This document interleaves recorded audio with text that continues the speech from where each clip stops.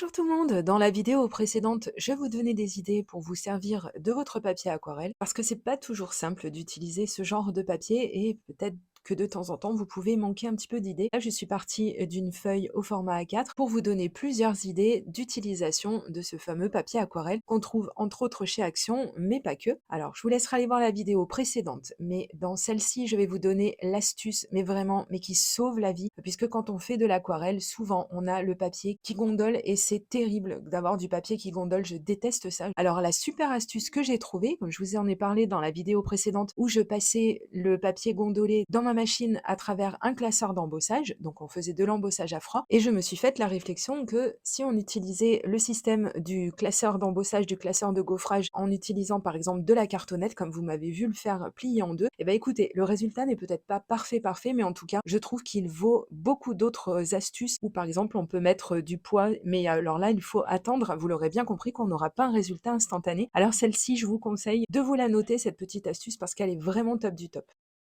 J'allais utiliser ma petite machine Vévor, celle que j'ai déjà utilisée dans la vidéo précédente, mais j'avais besoin d'utiliser ce grand die qu'on trouvait passer un temps chez Action, donc c'est un die Slimline. Et c'est vrai que, comme vous avez pu le voir sur les images, si j'avais utilisé la petite machine, je n'aurais pas pu faire ma découpe correctement. Alors j'ai sorti la grande, puisque vous le savez, si vous suivez mes vidéos, que j'ai la chance d'avoir la grande machine et la petite machine. Donc comme ça, au moins, ma découpe s'est faite très correctement, bien que par la suite, de toute façon, je vais la redécouper. Mais enfin, si vous avez besoin de faire de grandes découpes telles des dies Slimline, eh ben, c'est vrai qu'avoir une machine de grand format, ben, c'est d'une grande aide. Je n'ai pas jeté les chutes de découpe, vous l'avez vu, et d'ailleurs je vous conseille de garder des petits sachets en plastique pour faire un petit peu de récup, hein, ne pas jeter trop de plastique de toute façon, mais comme ça au moins ça vous permet de faire des petits sachets qui sont alloués à certaines formes de petites chutes de découpe qu'on peut avoir. Donc ça c'est vraiment top du top, c'est une astuce que je vous conseille de mettre en place.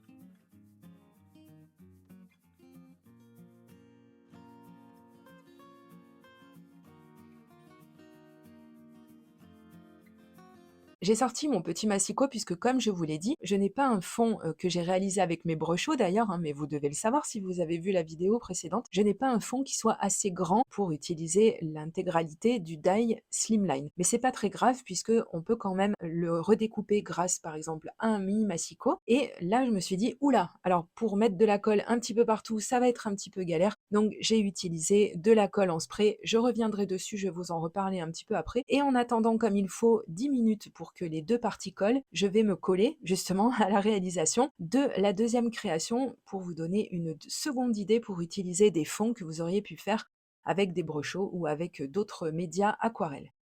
Donc comme d'habitude, j'ai créé moi-même ma base de cartes. Alors ce que je fais dans ces cas-là, si vous aussi vous voulez créer votre propre base de cartes, puisqu'il n'y a rien de plus simple, c'est de prendre une feuille comme je l'ai fait et à l'aide de votre massicot, vous la découpez. Alors si vous voulez un petit peu plus grand que votre panneau, que votre devant de carte, pour avoir une lisière blanche comme j'ai l'habitude de le faire, mais ça c'est complètement facultatif. Et ensuite donc on retaille un petit peu son papier parce qu'on a, selon la grandeur de notre devant de carte, on peut avoir un petit peu de papier en trop. Donc on retaille tout ça et au moins, même si on n'a pas une taille de panneau qui soit vraiment standard du genre 10 par 15, on n'est pas embêté puisqu'on crée soi-même sa base de cartes, on peut vraiment faire du sur-mesure et ça c'est génial.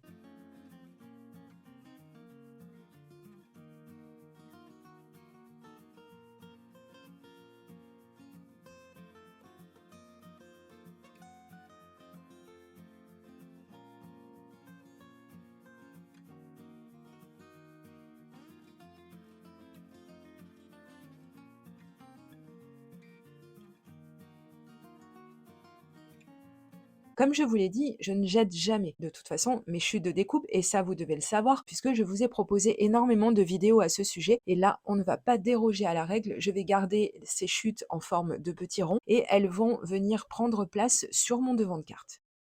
Alors pour ce faire, et comme j'ai pas mal de petits éléments à coller, j'ai bien sûr utilisé mon stylo Pick Me Up. Alors celui-ci, il est vraiment bien. Il y a une sorte de gomme qui est légèrement adhérente, légèrement collante au bout. Donc ça vous permet de saisir des découpes microscopiques. Et ensuite, vous mettez un petit point de colle dessous. Et avec l'autre partie de cet outil, vous venez maintenir votre découpe pour qu'elle commence à coller. Et voici ce que ça donne. Donc c'est vrai qu'on gagne un temps fou et on évite de se mettre de la colle sur les doigts. Donc ça, c'est vraiment super.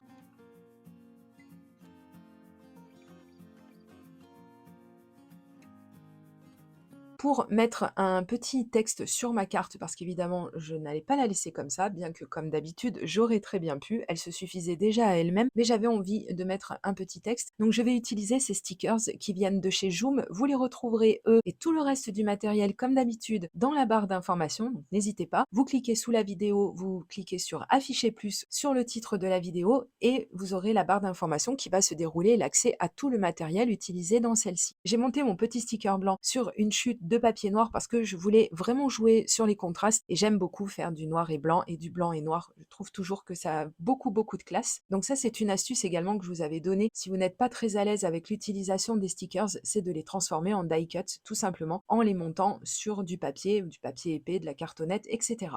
Et ensuite, pour pouvoir le coller correctement, donc vous avez vu, j'ai mis de la mousse en relief à l'arrière parce que je trouvais ça vraiment plus sympa comme ça. Et j'ai utilisé ma plateforme magnétique pour pouvoir être vraiment au cordeau et coller tout ça très droit.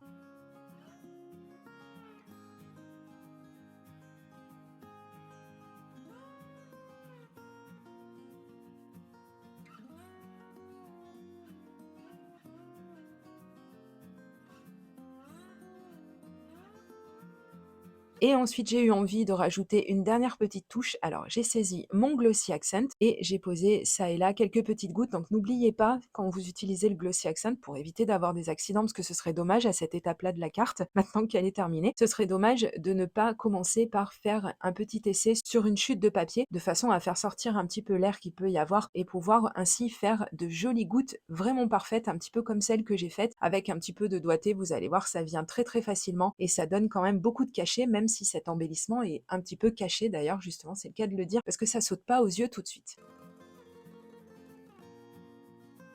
Maintenant que les 10 minutes se sont écoulées, puisque j'ai utilisé de la colle en bombe, vous avez deux façons d'utiliser cette colle en bombe. Soit elle est repositionnable, c'est-à-dire que vous mettez de la colle uniquement sur un des deux panneaux, et à ce moment-là, vous pourrez décoller, recoller, etc. autant de fois que vous en aurez besoin. Sinon, vous mettez de la colle sur les deux parties qui doivent être collées ensemble, vous attendez 10 minutes, j'invente rien, hein, c'est marqué sur le packaging de la colle en spray, et donc vous attendez 10 minutes, et au bout de 10 minutes, vous pouvez faire adhérer vos deux panneaux ensemble, et vous appuyez fermement pendant quelques minutes, on va dire quelques secondes même, et vos deux panneaux vont pouvoir coller très bien ensemble, et là ça évite de passer 10 minutes à mettre de la colle sur tout l'arrière du panneau, parce qu'alors là, je vous avertis qu'il y aurait eu de quoi faire. Donc j'ai une fois de plus créé ma base de cartes, comme vous m'avez vu le faire, et j'ai positionné à l'avant mon panneau, mon devant de carte.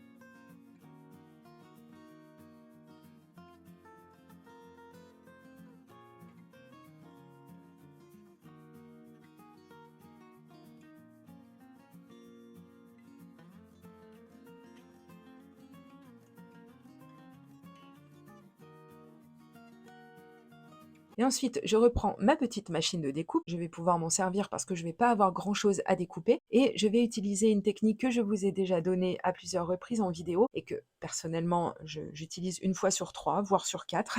Il faut vraiment que je pense à l'utiliser plus souvent parce que vraiment, ça fait gagner un temps fou. Et au niveau du fini aussi, on n'a pas de risque d'avoir de traces de colle quand on utilise de l'adhésif double face à l'arrière du papier qu'on va découper. Donc, en l'occurrence ici, une chute de papier noir puisque je voulais jouer de nouveau sur les contrastes et utiliser des dies alphabet pour créer le mot merci. Et comme ça, en fait, en le découpant au-dessus du papier où j'ai mis de l'adhésif double face à l'arrière, je vais être tranquille puisque je n'aurai qu'à enlever la petite protection et je pourrai coller allègrement tout ça.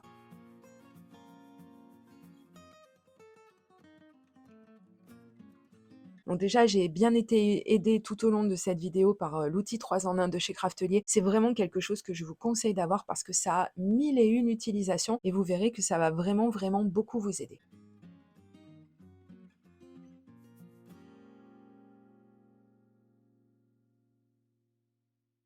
Notamment, par exemple, là encore une fois, pour venir nous aider à décoller la protection de l'adhésif double face, parce qu'il y a des moments, surtout si on n'a pas d'ongles ou si on ne veut pas les abîmer justement, eh ben, c'est bien quand même d'avoir des petits outils qui font le boulot à notre place. Donc toujours aidé de la plateforme magnétique avec sa règle qui est magnétique elle aussi, j'ai pu coller le mot merci vraiment le plus droit possible. Et on va faire un retour sur les deux cartes que j'ai créées avec vous. Mon Glossy Accent est pratiquement sec. Pas encore, mais pratiquement. Donc on voit déjà qu'il devient carrément transparent. et sera encore plus transparent. Il aura vraiment l'aspect d'une petite gouttelette d'eau quand il aura complètement séché. Ça, ce sont des petites choses que j'aime beaucoup mettre sur mes cartes.